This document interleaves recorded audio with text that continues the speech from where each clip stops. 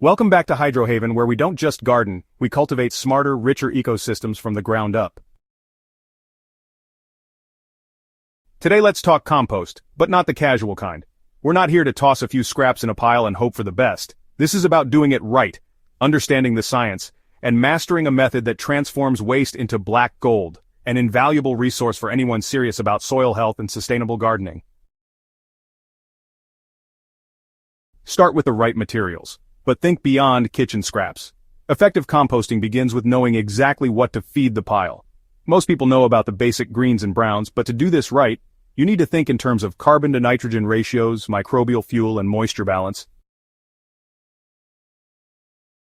Greens provide nitrogen and include things like vegetable peels, fresh grass clippings, coffee grounds, and spent tea leaves. Browns are carbon-rich and include shredded newspaper, dry leaves, straw, and even cardboard, preferably broken down or soaked. However, beyond these basics, experienced composters enrich their piles with ingredients that boost microbial activity and trace minerals. Crushed eggshells, though slow to decompose, help add calcium. Wood ash in small amounts contributes potassium and raises pH if your compost is acidic. Seaweed, when available, is a nutrient powerhouse with over 60 trace elements and natural growth hormones. A shovel of old compost or healthy garden soil introduces a ready-made microbial army that jumpstarts decomposition. And if you're using materials like spent mushroom substrate, rice hulls, or biochar, you're now working with inputs that professionals use to elevate microbial diversity and soil resilience. Layering and structure. How you build it matters. The common advice is to just mix everything together and wait, but that often leads to foul smells, compaction, and uneven breakdown. Instead, think of your compost pile like a lasagna, built in structured layers with intent. Start with a base of coarse materials like twigs or straw to allow for airflow from the bottom. This prevents anaerobic zones that smell like rot and attract pests.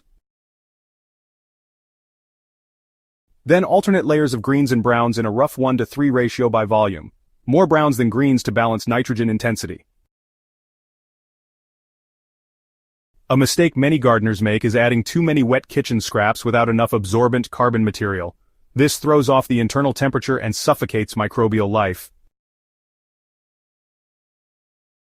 After each nitrogen-rich layer, add a dry, brown layer to absorb excess moisture and provide bulk structure. The key is to create a mix that feels like a wrung-out sponge, not soaking, not dry. Between layers, sprinkle in handfuls of soil or finished compost to inoculate the mix with microorganisms. This gives the pile a microbial head start and accelerates the entire process. And if you're using manure, cow, chicken, rabbit, or goat, make sure it's aged or pre-composted, as fresh manure can burn the pile and introduce pathogens if not handled properly. Water and air, controlling the life forces inside the pile. Decomposition is a biological process powered by aerobic microorganisms. They need oxygen and water to survive, and you control both. Water your compost pile as you build it. Not a flood, just a mist or light soak every couple of layers. Then monitor. If the pile feels bone dry, sprinkle it with water using a watering can. If it feels soggy or drips water when squeezed, turn it more frequently and add dry browns to absorb excess moisture. Airflow is the most underrated part of composting. Many backyard piles fail simply due to compaction. Without oxygen, your compost will turn anaerobic and stink like sewage. To prevent this, turn the pile weekly using a garden fork or compost aerator. This redistributes materials, reintroduces oxygen, and evens out the temperature throughout the heap. For larger systems, inserting perforated PVC pipes vertically through the pile can increase passive aeration without constant turning. If you're doing it right, your compost pile will generate serious heat, up to 150 degrees Fahrenheit. This is a good sign. It means thermophilic or heat-loving microbes are actively breaking down organic matter at high speed, destroying weed seeds and pathogens in the process. You'll want to monitor this phase using a compost thermometer. Once the core temperature reaches 130 to 150 degrees and stays there for a few days, you're in the ideal zone. Many gardeners apply compost too early, thinking that a crumbly texture means it's done. But immature compost can rob nitrogen from your soil and stunt plant growth.